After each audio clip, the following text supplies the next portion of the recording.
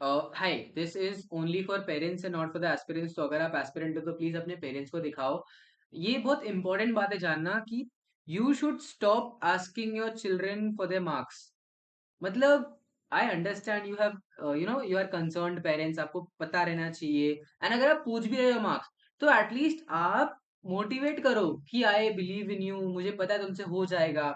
You shouldn't be like इतने से थोड़ी सिलेक्शन होता है, क्या तुम्हारा इस साल हो जाएगा, क्या इस बार निकल जाओगे। मतलब ये सब कौन पूछता है। Being a parent you should understand कि आपने एक रोबोट को पैदा नहीं किया है, आप पुतला नचा नहीं रहे हो। आपको टाइम देना पड़ेगा। जब एक बच्चा इस जर्नी में एंटर करता है, उसको आइडिया है कि वो किस बारे में पढ़ना चाहता है, उसको आइडिया है कि इसके आगे क्या क्या चैलेंजेस मिलेंगे, उसको पता है कि उसके साथ और 25 लाख बच्चे एग्जाम दे रहे हैं। एंड कोई भी पैदाइशी टॉपर नहीं होता है, कोई भी सडनली 600 700 फर्स्ट टेस्ट से नहीं स्कोर करता है। अगर किसी के रिवीजन टाइम टू टाइम हो रहे हैं तो उसको स्टार्टिंग से 600 मार्क्स मिलते हैं, आई अग्री।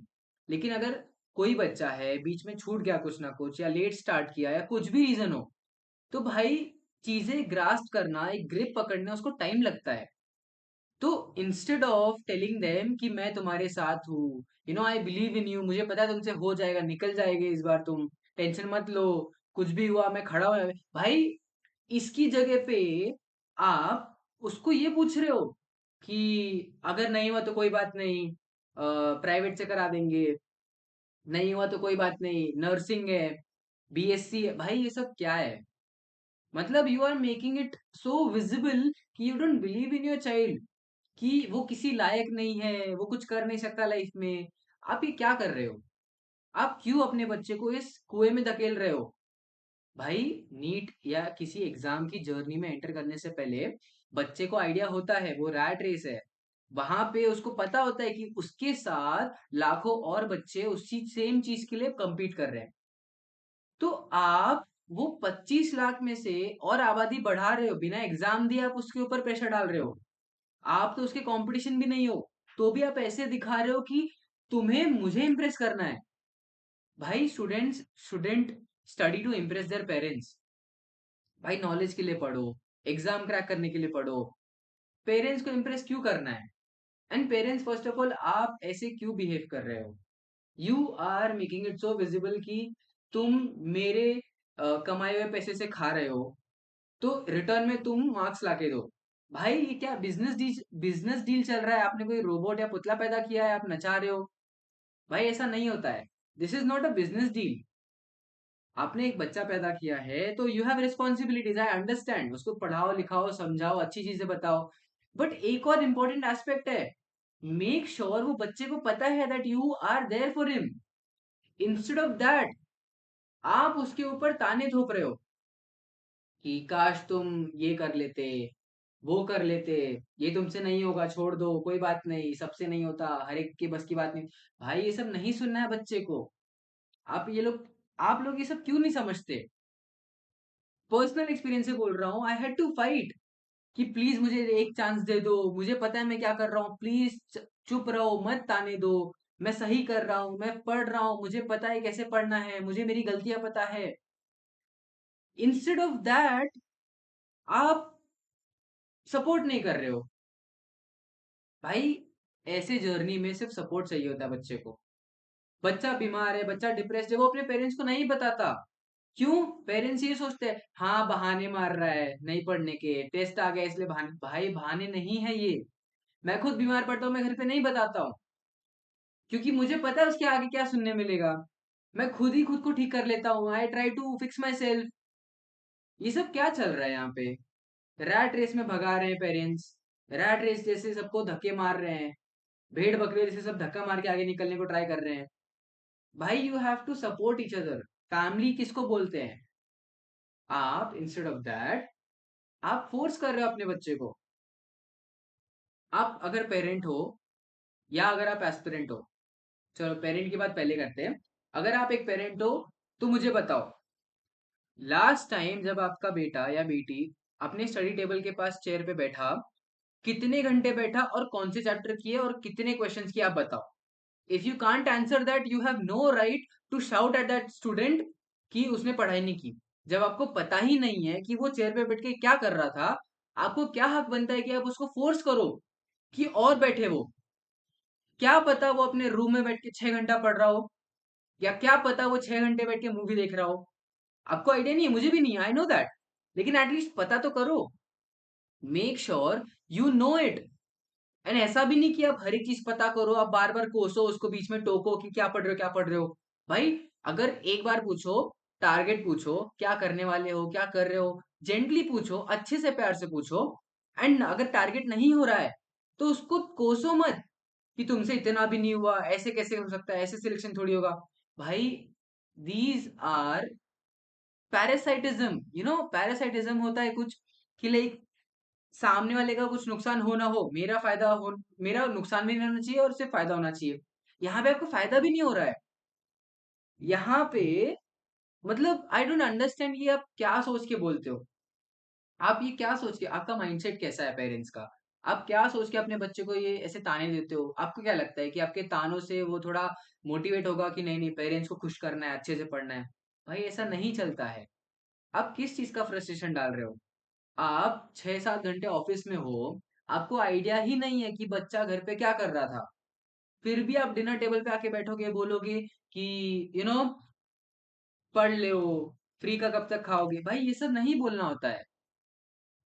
वी एस्पिरेंट्स, हम लोग लिटरली 17 से लेके 20 की एज गैप में फंसे हुए हैं। एंड इस एज में प्री फ्रंटल कॉर्टेक्स हमारा डेवलप नहीं होता है ठीक से। टाइम लगता है उसको डेवलप होने में। अचानक से ग्रो नहीं होता है। कुछ लोग का लेट होता है, कुछ लोग का जल्दी होता है, कुछ लोग जल्दी मैच्योर हो जाते हैं, कुछ लोग नहीं हो पाते जल्दी, उनका एक्सपोज़र कम होता है। ज़्यादा लोगों से नहीं मिले-जुले वो लोग, तो उनको अच्छी चीज़ें बाहर की नहीं पता होती है। तो भाई, बिना एक्सपोज़र के तुम उनको घर पे बंद रख रहे हो, you expect them to do everything तुम्हारे हिसाब से, पुतला जैसे नचा रहे हो, एंड उसके ऊपर तुम ताने भी दे रहे हो कि तुम ठीक से नहीं कर रहे हो। भाई, क्या है वो, सर्कस का हाथी है, सर्कस का शेर है, मार-मार रहे हो। मतलब you are literally preparing your child कि किसी दिन फ्रस्ट्रेशन में आके वो आप पे चिल्ला दे। एंड तब आप उसको बदतमीज बोलोगे, तब आप बोलोगे कि मेरा बेटा सुनता नहीं है, बिगड़ गया, हाथ से निकल रहा है, उल्टा जवाब दे रहा है। ये तो गलत है ना यार। पर्सनल एक्सपीरियंस से बोल रहा हूँ। मुझे पता है, अगर मैं कोई 3 घंटे की मूवी देख रहा हूँ तो मुझे ये भी पता है कि मैं पिछली रात को रात भर 6 घंटे पढ़ा था, एंड अगली रात को भी मैं 6 घंटे पढ़ूंगा। तो आई डिजर्व दैट 3 घंटे का मूवी। क्यों? ऐसी बात नहीं है कि मतलब 3 घंटे और पढ़ सकते हो। मुझे पता है मैं पढ़ सकता हूँ, लेकिन मेरा एक कैपेसिटी है। अगर मेरा सैचुरेशन आ जाता है दिन का, तो मैं रुक जाऊँगा। खुद को कितना भी फ़ोर्स कर लो, एक पॉइंट आता है, ब्रेकिंग पॉइंट, जब नहीं जाता है कुछ दिमाग में, तब ब्रेक लेना ज़रूरी होता है। एंड ऐसा नहीं बोल रहा कि मैं बहुत ज़्यादा मूवीज़ देखता था। प्रिपरेशन के टाइम अगर मैं महीने में 1 दिन 3 घंटे की मूवी देख लूँ, लेकिन वो मूवी की ही वजह से उसके बाद मैं और 6-7 घंटे पढ़ लूँ अच्छे से फ़ोकस के साथ, तो क्या बुराई है? भाई, 3 घंटे की मूवी अगर मेरा मूड ठीक कर रही है just to study better after that, तो नुकसान क्या है उसमें? भाई, ये सब गलत है यार। ये सब कुछ गलत है। एंड बीइंग अ स्टूडेंट, अगर आप स्टूडेंट हो ये देख रहे हो, तो अगर आपका पेरेंट बार-बार पूछता है, "क्या आपका इस बार निकल जाएगा? क्या तुम पास कर लोगे? क्या तुम्हारा सिलेक्शन हो जाएगा इतने कम मार्क्स पे?" तो टेल हिम, आंसर हिम। उनको एक क्वेश्चन पूछो कि पापा या मम्मी, आप ये बताओ, मैं आज रूम में बैठा था, पढ़ाई कर रहा था। आप बताओ कि मेरे आखिरी टेस्ट में कौन से कॉन्सेप्ट से एक क्वेश्चन रॉन्ग आए? चलो वो छोड़ो। आप ये बता दो कि मुझे बायो, फिजिक्स, पर्टिकुलर सब्जेक्ट्स में कितने-कितने मार्क्स आए और कहाँ-कहाँ मिस्टेक्स हुई, आप ये बताओ।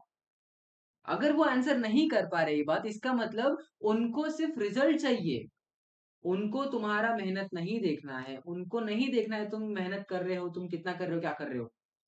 And trust me, this is a very bad sign, क्योंकि इसके बाद अगर ये मॉक टेस्ट पे ऐसे बिहेवियर है उनका, तो नीट रिजल्ट के बाद चाहे तुम दिन के 15 घंटे क्यों ना पढ़ रहे हो पूरे साल भर, एंड फिर भी तुम्हारे मार्क्स कम आए because of some silly reason, तो रिजल्ट के दिन उनका एक स्टेटमेंट रेडी होगा कि हमें पता था तुमसे नहीं होगा, ये तुम्हारे बस की बात नहीं है, तुम कुछ और कर लो। तो आई रिक्वेस्ट पेरेंट्स कि आपने बच्चा पैदा किया है, आप किसी को भेड़ बकरी की रेस में या क्राउड में नहीं भेज रहे हो। आप ऐसे चाबुक मार के नचा नहीं रहे हो किसी शेर को। गिव इट टाइम, पेशेंस रखो। कोई भी स्टूडेंट, चाहे वो एवरेज हो, बिलो एवरेज हो, थोड़ा सा अबव एवरेज हो, अदर देन टॉपर्स, अगर उसका सपना है डॉक्टर बनने का, अगर उसका सपना कुछ करने का है, तो give him some time.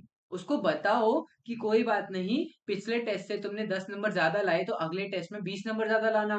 Progress उसी को बोलते हैं ना। क्या कहीं लिखा है कि पिछले टेस्ट में अगर 300 आए तो अगले टेस्ट में 650 आने चाहिए, उसको प्रोग्रेस बोलेंगे? ऐसा नहीं लिखा है। ऐसा नहीं। बहुत स्टूडेंट्स ऐसा सोचते हैं, पर्सनली मुझे भी पता है, मैं भी सोचता था कि अगर मुझे आज के पेपर में 300 आ रहे हैं, मैं पेपर लिख रहा हूँ, पेपर देने के बाद घर पे आते टाइम मैं सोचता हूँ आज से एक हफ्ता जी भर के दम लगा के पढ़ेंगे, और फिर अगले हफ्ते अगले पेपर में 650 लाना है। सोचते सब लोग हैं, बट हमें पता है प्रैक्टिकली पॉसिबल नहीं है। पॉसिबल भी है तो कुछ बच्चों के लिए, अगर वो बहुत ही ज्यादा फोर्सफुली पढ़ रहे हैं, बहुत अच्छा हो रहा है तो अच्छी बात है। लेकिन प्रैक्टिकली अगर कोई किसी का कैलिबर जितना है ना, वो उससे ज्यादा नहीं कर पाएगा तुरंत सडनली। उसके लिए प्रैक्टिस लगता है, उसके लिए धीरे धीरे बढ़ना पड़ता है। और धीरे धीरे तब बढ़ोगे जब आप उसको प्रमोट करोगे, जब आप उसको उतने के लिए अप्रिशिएट करोगे, हल्का पुश करोगे, तानों से बरसाओगे नहीं आपको। आप तानों के साथ उसके ऊपर पूरा प्रेशर एक साथ डाल रहे हो। आप you are like trying to make him, moulding his entire life like a clay, कि नहीं नहीं इस साइड से इतना बेंड होना चाहिए, इस साइड से इतना बेंड होना चाहिए, एकदम प्रिसाइज होना चाहिए, 0.01 mm उल्टा सीधा नहीं होना चाहिए। What is this? आयु आयु ओके? आप क्या अपना जनरेशनल जो फ्रस्ट्रेशन है वो अपने बच्चे पे निकाल रहे हो, कि आपने पापा ने आपके पापा ने जैसा ट्रीट किया आप अपने बच्चे को वैसा ट्रीट कर रहे हो? भाई जनरेशन अलग है ये। तुम्हारे जनरेशन, आपके जनरेशन में शायद ऐसा हुआ रहेगा, आपको शायद ठीक से कपड़े नहीं मिले होंगे पहनने के लिए, बुक्स नहीं होंगे, एक दूसरे के बुक शेयर करके पढ़ते होगे, पुराने बुक्स खरीद के पढ़ते होगे, स्कूल चल के जाना पड़ता होगा धूप में। तो अगर इस टाइम पे फैसिलिटीज बेटर है तो हमारी गलती तो नहीं है वो। एंड अगर फैसिलिटीज बेटर है तो कंपटीशन भी तो इतना बड़ा है ना। 4 साल पहले 6 से 7 लाख बच्चे नीट का एग्जाम देते थे, 4 से 5 साल पहले। लेकिन अभी 25 लाख बच्चे। और 25 लाख बच्चे सिर्फ नहीं, वो बच्चे जिनके पिछले साल 650 आए रहेंगे, जो वो बच्चे जो 6 साल से एक ही एग्जाम दे रहे हैं। तो आप क्या एक्सपेक्ट कर रहे हो कि सडनली आपका जो बच्चा है, जो सीड है, वो अगले दिन पेड़ बन जाएगा? भाई नहीं होता है। स्टेप होता है, हर एक चीज का एक प्रोसीजर होता है। तो being a parent, ask yourself, क्या आपको पता है कि आपके बच्चे के लास्ट पेपर में क्या गलतियां हुई थी? क्या आपको पता है कि लास्ट टाइम वो अपने स्टडी टेबल पे बैठा था तो उसने कौन से टॉपिक पढ़े थे? क्या आपको पता है कि वो अगर एक बार बैठा पढ़ने तो कितने घंटे पढ़ा, फोकस के साथ पढ़ा, कितने क्वेश्चन सॉल्व किए, कितने क्वेश्चन रॉन्ग किए? उसका टेस्ट एनालिसिस के टाइम पे क्या आप उसकी साइड में बैठे थे चेक करने के लिए कि वो कैसे एनालिसिस कर रहा है? क्या आपने उसकी गलतियां सुधारी या सुधारने में हेल्प की? नहीं। तो फिर आप पेरेंट कैसे? भाई आपका सिर्फ ये रिस्पॉन्सिबिलिटी नहीं है कि आप उसको पुश करो। आई अंडरस्टैंड, अगर आप पढ़े लिखे नहीं हो and you just want your child to do better, आपने बहुत पैसे लगाए हैं उसके एजुकेशन में, आपने बहुत बहुत कुछ सैक्रिफाइस किया उसके लिए, तब ठीक है, आई अंडरस्टैंड कि भाई फ्रस्ट्रेशन है, आपको डर लग रहा है कि सब पैसा वेस्ट ना जाए, मेहनत वेस्ट ना जाए। बट बच्चे को भी थोड़ा दो ना स्पेस, थोड़ा ट्रस्ट कर लो, उसको बोलो कि कोई बात नहीं हो जाएगा। भाई एक बार थोड़ा सा अच्छी बातें करने से ना भला भी हो सकता है बच्चे का, समझ जाएगा वो उसको मजा भी आएगा पढ़ने में। आप क्या प्रूफ करना चाह रहे हो कि आप पेरेंट हो तो आप हर एक चीज मोल्ड कर सकते हो उसके लाइफ के बारे में, हर डिसीजन आपका ही होगा? ऐसा नहीं होता है ना। बच्चा, I talk to someone today and वो लिटरली बोलती है कि जूनियर है वो, तो शी टोल्ड मी कि मम्मी से पूछना पड़ेगा मूवी देखने के लिए, या मम्मी नहीं मानेगी, या ऐसा कुछ। मतलब अगर कोई बच्चा बहुत स्ट्रेस्ड है, उसका मन नहीं लग रहा है पढ़ने में, उसको कुछ नहीं करने का मन है, उसको बेचैनी सी हो रही है, रोना आ रहा है, डिप्रेस्ड फील हो रहा है, नींद नहीं आ रही, नींद पूरी नहीं हो रही, तो ऐसे टाइम पे क्या करेगा? ब्रेक लगेगा, राइट? ब्रेक लेना पड़ेगा, बाहर जाना पड़ेगा। अगर लोगों से नहीं मिलना तो घर ही पे कुछ ऐसा करना पड़ेगा जिससे मूड फ्रेश हो, जिससे माइंड फ्रेश हो। तो ऐसी मूवीज बनी है, जैसे भाग मिल्खा भाग है, जैसे तूफान है, जैसे तारे जमीन पर है, थ्री इडियट्स है, ये सब मूवीज अच्छी है, ये पता है मन को शांत करती है अंदर से। ये सब मूवीज पॉजिटिव मूवीज है। दीज आर लाइक इनका एंडिंग इज सेटिस्फाइंग समवेयर. तो instead of forcing your child to have a mental peace, आप उसका पीस खराब कर रहे हो. कैसे पेरेंट हो? And being a student and an aspirant, भाई आई अंडरस्टैंड तुम्हारे पास प्रेशर है कि भाई तुम्हें पेरेंट्स को प्रूव करना है, तुम्हारे रिलेटिव्स को शांत करना है. तो एटलीस्ट अंडरस्टैंड दिस थिंग कि प्लीज तुम्हें इम्प्रेस करना है उनको, I know that, but cheating मत करना. क्योंकि मैंने भी की थी एक टाइम पे. एंड वो उसका रीजन अलग था, it was to impress someone, but उसका रीजन अलग था. बट जो भी है, चीटिंग से कुछ नहीं होता. Cheating in mock test and all, उससे कुछ नहीं होता, उससे कुछ फायदा नहीं है. लाइक कम मार्क्स आ रहे हैं, एक्सेप्टेड, फेस इट. कम मार्क्स आ रहे हैं तो तुम्हें पता होना चाहिए कि मेरे ही मार्क्स है. 100, अगर 720 में से 100 आ रहे हैं तो 100 मैंने स्कोर किया है, मेरे 100 राइट आए हैं, 100 करेक्ट मार्क्स हैं. एंड अगर 200 आ रहे हैं, 300 आ रहे हैं, अच्छी बात है भाई, कम मार्क्स नहीं है वो. अगर तुम बाकी से कंपेयर करोगे तो कम है. 100-200 कम नहीं है. 100-200 के बाद तुम अपने मिस्टेक्स पे काम करो, 300 लाओ. 300 के बाद अपने मिस्टेक्स पे काम करो, 400 लाओ, 500 लाओ, नोबडी स्टॉपिंग यू. बट ये क्या हो गया, आप लेके बैठ गए थक हार के, रो रहे हो, आपसे कुछ नहीं हो रहा, पेरेंट्स सर पे चढ़ रहे हैं. तो ये सब गलत है ना.